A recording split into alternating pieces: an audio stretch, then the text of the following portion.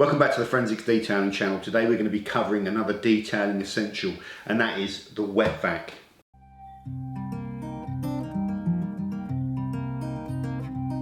Guess that I am wrong or how we're close now. I've been making my amends.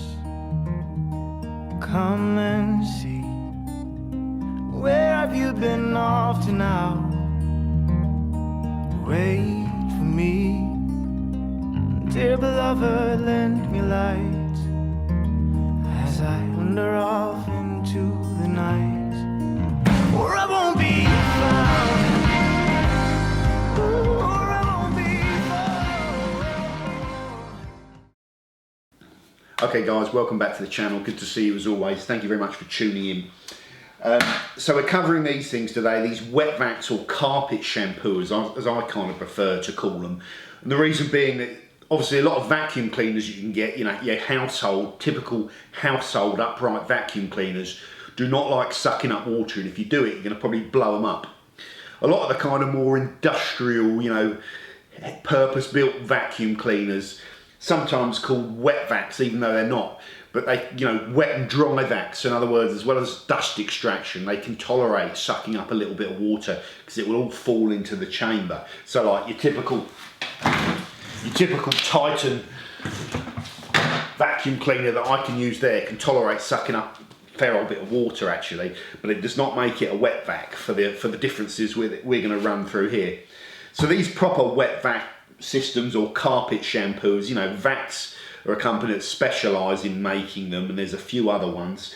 So we're looking at my offering that I use, which is the 6131. Okay.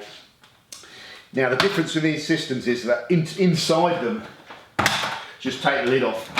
So on the top you've got the motor, the electrics, the thing that's creating the suction. But inside them you have these reservoirs. Okay. You fill these reservoirs up with product up to the maximum level or however much you need. So I fill them up typically with hot water and a cleaning solution product, and we'll talk about what you can put in them a little bit later on. And then the motor has a little pipe which feeds the water from and sucks the water, or does it suck it? Yeah, it sucks the water out of this reservoir and sends it down the hose. And it sprays it out of this separate chamber in the middle of the wet vac. So it basically fires out that cleaning solution out of the middle of this particular attachment. And then the main function of the vacuum cleaner is the same as any other one. It sucks all of that cleaning solution from either side of the point where it's squirted, where you're working it up and down. And all of that kind of you know, slurry of dirt and mixture of cleaning solution then gets captured in the main chamber of the wet vac. Why are these detailing essentials? Well, basically, we all know that there are filthy cars out there. You know, if you could take some footage of a car and do like that time-lapse thing of like a 5-year run, you know, some cars get used and abused, or just even ones that aren't used and abused and aren't particularly well maintained, still get hammered. You know, it's impossible. Whenever you go into your house, first thing you do is wipe your feet if they're all muddy. You get in the car and you can't wipe your feet, you know, a lot of times, and it's raining, you've got to get in there or whatever. So we all know that the inside of cars get hammered, and they get hammered over a long period of time. The thing with these tools, they're the only thing really that I can think of that the mechanism is in there to actually extract the cleaning solution. You know, any other cleaning method, if you're not using some form of vacuum cleaner with it to extract it, you're not actually able to pull all of that dirt out. And if you've ever used these particular tools or products or whatever you want to call them, or wet vacs, the thing you'll notice about them is when you've finished doing a car with them, a dirty car, your water inside this thing that you've collected, the dirty water, is absolutely filthy. So you've literally extracted all of that dirt out of the car, and it does it very, very well, and there is no other way of doing it. So for me it's a detailing essential, because there's no other way of solving the problem. If you've got a relatively new car and you keep on top of the maintenance and you don't go in there with filthy Wellington boots and that, you can get away with not having these. But you know, sometimes I get through quite a lot of cars, and some of the cars I buy are a bit older, and the upholstery and fabric seats in them can be in awful condition. So the first thing I always want to do is get them really clean, because a lot of the time the condition's fine, it's just looks bad because it's got like 10 years worth of dirt in it. So they are a detailing essential for that reason, that they are the best way to extract heavy soiling from fabrics and upholstery. So let's actually have a look at the wet vac and review this little particular tool, talk about it, the one I use. So this is the Multivac 6131. I think there might be a newer model, the 6131T as well. This machine is £129 if you want to buy it online, and that includes delivery. Usually that price was the best of the online prices that I could find. However, with this particular tool, I think you'll get a better price for it if you go down to your local hardware store, Wickes, B&Q, Homebase, whatever, or I don't know if they sell these in America. I think this is predominantly a British thing, or a European thing. Shop around and try and buy it from your hardware store if you want to save yourself a little bit of money. I think you'll get a better deal there. Tool comes with a 2-year guarantee as well, which is important. So next up, I just want to quickly talk about a couple of things you need to be aware of when you're using this tool. So the first thing is get yourself organised when you're using it, because they're a bit of a pain. You know, there's a lot of things to manage here, and you're going to be firing water out. So the last thing you don't want to be doing is tripping over the cables and all that sort of stuff. So clear the area and make sure you've got good access to what you're cleaning. We'll talk about that a little bit later on as well, because there's some important things. Anyway, it's got 2 power buttons. The first one will turn on the power for the extraction. So as soon as you turn that on, you'll hear the vacuum cleaner kicking in. It'll be sucking up air out of this thing. The next button turns the pump on for the water. So when you press that button, water will start pumping out of this spray hose, and then you're going to be in trouble, okay? Because you're going to be shooting it all out. So the first thing you need to know is it's got a little lock-off kind of valve there that pinches the hose, so you can stop the water coming out at this point, and that's what you want to do. So you've got the vacuum running and you've got the valve here closed so that you're not spraying water. Then you will go in, and this has got an angled head on it because it's primarily designed for you know, having the extension bars where you're doing the carpet. Now this is not good, but primarily what I do is I get hold of it like this, and then I'll get this thing over my shoulder a bit like I'm using a power tool, so I'm not whacking this down the side of the car when I'm working there. And then I'll just get in as best as I can and get this down on the surface, release the pinch there so that the water starts spurting out, and then start working in straight kind of vertical lines, almost like, you know, when you're doing your polishing and your cross hatching. Well, you don't cross hatch with this, but it's a bit like mowing the lawn, just so you know you've covered everything. It's the best way to use it. Don't just be firing it around in random directions. Nice straight lines, and you'll see the product go nice and brown as it's hitting and pulling out that dirt. Now the problem is, obviously, when you're cleaning inside a car, this is designed to be stuck down on the carpet so that you're sealing off all the water in the little target area that you're squirting it into and then sucking it up. Every now and then you've got to come off the carpet or get up the curves, and at those points, no matter how experienced you are and careful, there'll be some water flying around, okay? So you want to kind of minimise that and use this valve to help you. But generally you are just, like I say, trying to target areas that you can access and then work them with this particular machine. So that's the basics of it. What are the little tips or the things that you can that go through your head when you're using these a little bit more? Okay, so the one thing with these tools, the biggest disadvantage is obviously you're wetting the fabrics or the upholstery of the carpet that you're cleaning. Now you have to consider that, okay? Now if it's the middle of summer, or you're a hot climate where you've got a nice warm environment, sunshine, and you've got time, then you can allow this to kind of dry naturally sometimes. In the winter here, if you soak your carpet and upholstery, it's not going to dry, and if you give you could literally have the seats soaking wet with this. So one little tip, whenever you've done all your cleaning, because the primary thing is you don't want to be doing this often, so you want to do it and make sure you get those surfaces clean, is when you finish them and you're not really getting any more dirt coming out of them, go back over the whole surface you've cleaned with the water off. So you are just sucking the carpets basically and pulling as much water as you can out. You'll still see some foam coming out of that carpet as well, because you know, you don't get all the product out, which is important to try and get as much product as possible out. So one particular pass at the end with no water is very important. You can control how much water you're putting through this machine depending on the circumstances. If you're working on a car and you've got the car for one day and it's got to go back and you haven't got adequate drying time, but you're charging for a wet vac, you know, and it needs that, then you can perhaps look at putting less water through and not soaking the particular components. So that comes with using the tool. I had to get the car back to my sister today, the one I was demoing it on, so I didn't soak it. You know, gave it a damn good clean, and the seats and the carpet were looking fantastic. Did my final sort of dry pass on it, if you like, and then I went over the seat with a hairdryer for 5 to 10 minutes, and it was dry enough to drive the car. A little tiny bit still damp, but it'll be bone dry tomorrow. You can also, of course, put the car on, run the car, and put the hot air going down onto the carpets to try and dry the carpet area out. But really you want to get as much of it dry from sucking as you can. So next up, what are the downsides or the kind of faults, the things I don't like about this tool? And there are a few, unfortunately, but it's got some good things about it as well.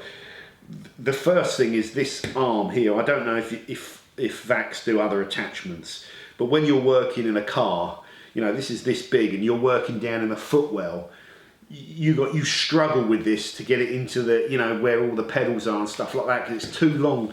And if you're trying to curve it up with this long bar, it is a nightmare. So literally, if it had a bar that was this big on it, it would be so much easier to use. Something that's handheld without the bar. I haven't done. You can just about get away with it. I'm not sure if they've, like I say, if they've got any other attachments that you can use. But I find that really annoying. The second thing, the water sprayer, if you like, the separate hose which pumps the water down to the head, it's clamped onto the side of the hose with these little clamps. And as you're moving this thing around, these can pop off. But the worst thing that can happen is this thing here pops off of the valve, and this will just spray water everywhere, and you're trying to get it back on because you're inside the car, and it's quicker to try and push it back on than it is to turn the thing off. So you've got water piss spraying out of here, and you're trying to get it back onto there. So that is ridiculous. You know, I'm sure I could secure it down a bit better. So you have to be really mindful of that and try and give yourself a little bit more slack. But it still popped off a couple of times on me when I was filming this, and every time it does, you curse, you know. So that could be made a little bit better. The valve, the control valve here, you know, the switch to turn the water on and off, it's not exactly a miracle feat of engineering this, but it does work, but it's just a pain to kind of operate. But the biggest thing is this bend in the bar and the length of the bar. That is a major pain. What else? I mentioned in here that it has the ping pong ball. And yes, I said ping pong ball, not King Kong's balls. So it has a ping pong ball kind of safety valve in here, which will fly up if you put too much water in it. That ping pong ball has got a mind of its own, and like you're just using the machine. It's got hardly any water in it, and suddenly the suction can just stop. And it's always the ping pong ball going up for some reason. And then sometimes you can use it and it's fine for 20 minutes, but that drives me mad. Old ping pong ball syndrome, as I call it. Those are the main negatives with this. The positives with it, and the reason that I've got it, is I did not want to be paying 300, 400, 500 quid for some of the extra options, because I'm probably using this machine a couple of times a year on cars. You know, if you're a professional, as always, and using them day in, day out, perhaps I probably personally would not want to be using this because it gets a little bit on my nerves. That's the negatives. Like I say, the positive is that I think it's the cheapest on the market, and it's still effective. Okay, it still sucks that dirt out when you work around those little ergonomic problems, and you're a bit mindful of them. These machines generally, even the other ones, are a little bit of a pain to use, you know. So I don't want to be too harsh on this, but you know, I think you get what you pay for. It's reliable, it's solid, and it works, but it's not the best bit of engineering you will ever come across in your life. Let me put it that way. So next up, I just want to talk quickly about the products you can use with this thing. So, as mentioned, I like to use steaming hot water with them if I'm cleaning out fabrics and upholstery. I just find that gives it a lot more degreasing power with the hot water.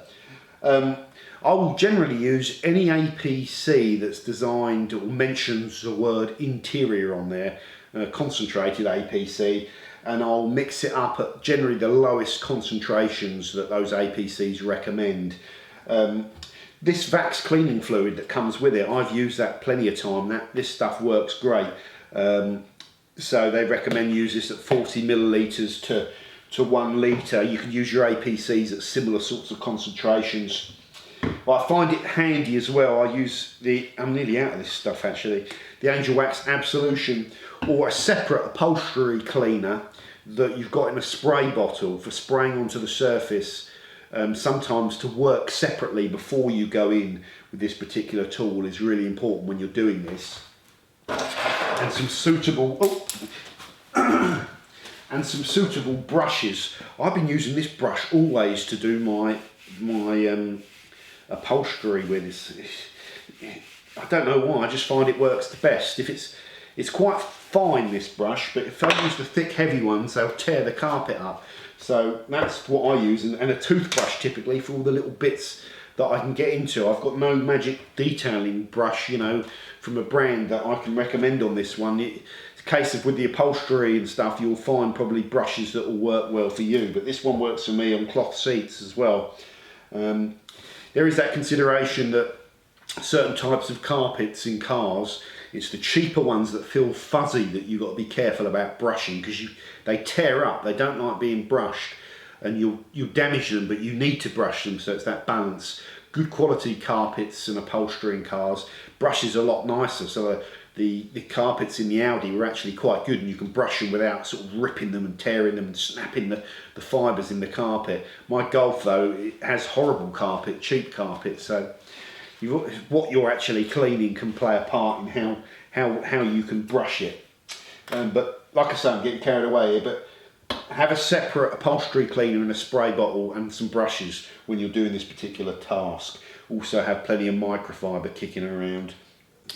So next up, whenever I'm doing this and using this particular tool to clean, to wet vac the carpets in particular, as well as the seats, I personally find it quicker, or maybe not quicker, but just 100 times better to take the seat out of the car. And I know that's not always practical if you're doing this, you know, if you're a professional valeter or detailer, but you get access to the whole carpet and the amount of dirt you'll find under the seats and around the seat railings and all that sort of stuff. And if you're trying to clean it without taking the seat out, you know, it's so awkward to access and you're busting your gut and you really can't access it all.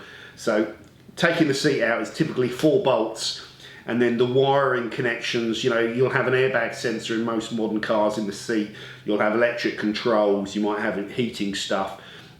So you have to unclip those carefully, you know, don't go ripping them out or you'll break things.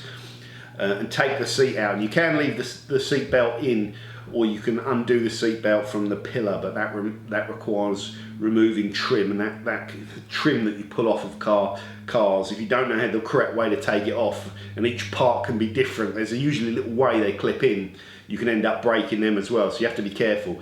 With the Audi, I just left the seat belt on, but a lot of times if I want to do it properly, I'll disconnect the seat belt as well. So another thing, obviously, when you're disconnecting those sensors, and it's typically the airbag seat sensor in the chair that you need to be worried about, if you run the car up, it will do a check of all the circuits when it starts up, and if the airbag isn't connected, you'll trigger a warning. Now, most cars, once you've reconnected it, will clear, but not all of them. So one good little tip is, if you're going to take the seats out of the car, disconnect the battery first.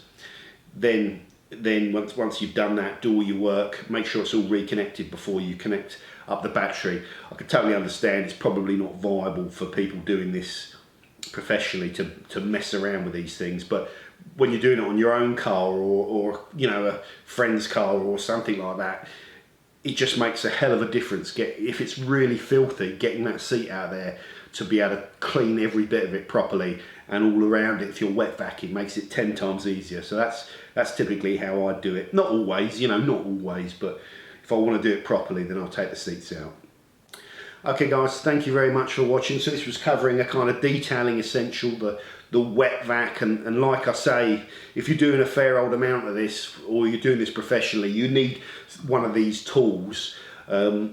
I recommend you have one if you're into detailing, because they're so handy generally in the house. Someone in your family will want to borrow this at some stage. It's one of those bits of kit that you need. This one, it's not without its faults. It's more for kind of carpet cleaning than specifically, you know, for use in the detailing trade. They all will be, to be honest, but some of them, the more expensive ones, will be a little bit more ergonomic than these. This is a solid old bit of kit, and it will deliver you results. It's just perhaps not the finest piece of engineering you will ever come across. You know, that's the best way to describe it, but still a reasonable bit of kit. And like I say, when I use it, you know, whenever you've taken a filthy car and you go and wet vac it, it makes one hell of a difference to the results, and you can really revive the interior of the car. It does take a hell of a long time. It is horrible ball breaking work, but it is well worth doing. So that is the whole wet vacuum thing covered. Let me know about what you use. You know, we might feature some of the other products that are out there, some other wet vacs later on the channel, who knows. And I know there's some other good bits of kit out there that I looked at, but ultimately with the amount I'm using it, I went for the kind of cheapest on the market option. But let me know what you're using, and let me know if you've got any other little sort of tips and tricks that might be useful in the comments section about how you go about these and things you can do to improve your results. So thanks very much for watching this video, guys, and I will see you soon. Just one other thing to mention on the random sort of stuff.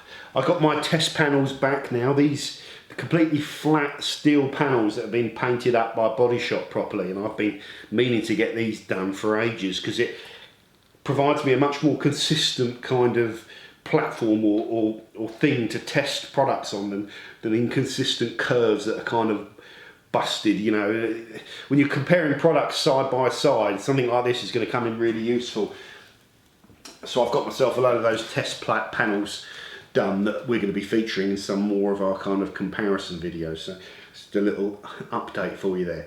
Alright guys, take care, and I will see you soon on the Forensics Detailing channel. Bye for now. Action. I said ping pong balls, not King Kong's balls. What did I say, man? I'm laughing. I said ping pong balls, not King Kong's balls. What's all that about? That's the joke. Do it a bit, will you all? Do a bit like that. I said ping pong balls, not King Kong's balls. Come on. Alright. Fucking hell. I'll do them here so you can't see them. I said ping Oh, pong. hang on. I've read this joke. I've never in my life fucking come across that bit. Yeah, I've told you, that's what I told you. He comes in with balls under his arm. Them's all well and good, but I said ping pong balls. And he says, ping pong balls? I thought you said King Kong's balls. I'm sorry. I'm trying so hard. I said ping pong balls, not King Kong's balls.